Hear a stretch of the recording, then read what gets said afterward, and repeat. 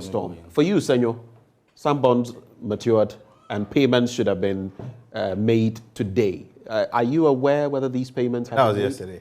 Yesterday, actually? Yeah. Have these payments been made? They were made. According to the promise of so the finance minister? The minister's commitment is that after the settlement, so that's after today. Today, the settlement date.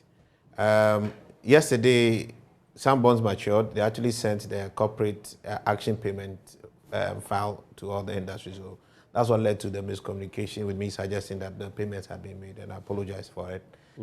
But they were not made because they were. So they've not been made. They've not been made. But it's after today. We want to see what happens by close of business today or first thing in the morning. The legal default comes in today for the payments that matured on the 6th of February. So that would actually largely wait to see. But David made a point about government expenditure and then the multiplier effect. I don't know if you've seen that little meme that goes around where somebody gives money to somebody, I owe you, and then that $1 goes here, gives here, and then goes back to the person as if everybody's money is cleared. You've seen that one. That really tells you what that multiplier effect is. So it is about the productivity of the spend. So the borrowing has not been too much of a problem, but the productivity of the spend. Right. We have borrowed 171 billion in net borrowing under this government. And what we have seen next is that we spent about a third of it in capital expenditure, in which itself you'll find a lot of unproductive spending, and the rest for economic consumption. When Sir Tekpa was in office, he used to talk about smart borrowing. A lot of people were ridiculing him. Today, everybody can only look back and justify a lot of the things that he was saying.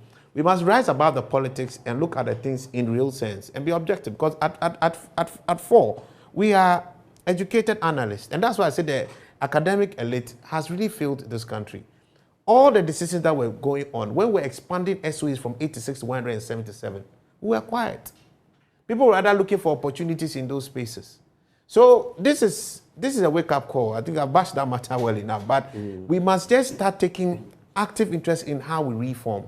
The DDEP is creating fiscal space, as Japan man said. But to what end? If we are not taking advantage of this entire plot to properly turn around our economy, then we have wasted the crisis. As we sit, we are on the verge of wasting the crisis. The people that matter. Because we are not learning the lessons we ought to. Government, I mentioned 3 people who have failed here, right? The elite, the market, and government. Government has not shown signs that it has learned the lesson, because you're not seeing him take the fiscal actions that are required. When we went under the IMF, Sir Tekpe was then in office. He was quite adamant, and that's when we all started hearing the word consolidation. That's when a lot of people started hearing the word consolidation. But you could see that coming from the head of the financial sector, letting people know that, look, business will not be as usual. He got into trouble with a lot of his colleagues, and I don't think he's fully recovered from that. But he was doing what was professional and what was right. He said it, and you see some actions. He moved for us, and he was my biggest support when we're trying to fight the cancellation of petroleum subsidies. All right, he had to go against a lot of his colleagues in cabinet. So he was my partner in crime, if you want to say, as far as that particular matter. But it was a difficult decision. We are not seeing government today, after asking us to take the hit and private sector contributing to it, we are not seeing government take that action. Then we are actually still seeing the elite still sit back and be quiet. Right now, all that the elite are interested in is us getting our individual bonds and then our principal and coupons. What's next? Are we going to start holding government to account? That's the bigger picture. That's the bigger picture. For us to really make sense out of this, key things must happen. We must have proper structural reforms.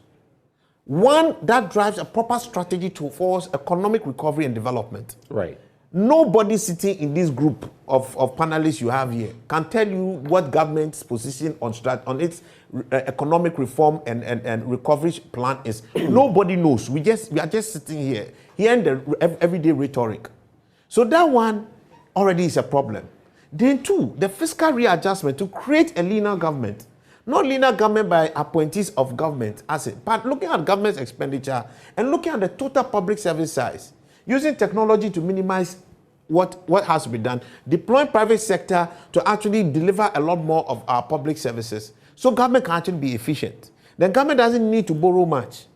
Right now, we are borrowing at what, 30-something%. And that alone is another crisis that we are cooking. That's another Ponzi scheme that we are nurturing. And we are all sitting down and watching and investing in it.